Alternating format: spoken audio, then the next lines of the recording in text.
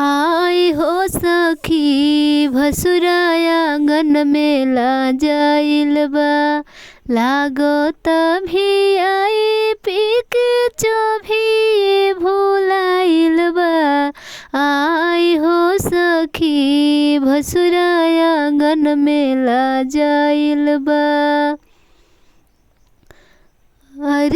अरे को रोज कहला हो पापा बेटी बड़ी जंजलवा।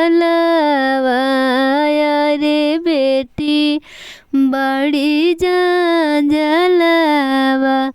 अरे रोज रोज कहला हो चाचा बेटी बड़ी जंजलवा।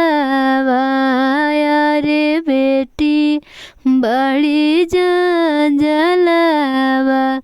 अरे एको दिन ना कहला हो पापा भाभी बड़ी जंजलवा। अरे भाभी बड़ी जंजलवा। अरे एको दिन ना कहला हो चाचा भाभी बड़ी जंजलवा। अरे भाभी बड़ी जंजलवा। अरे रोज रोज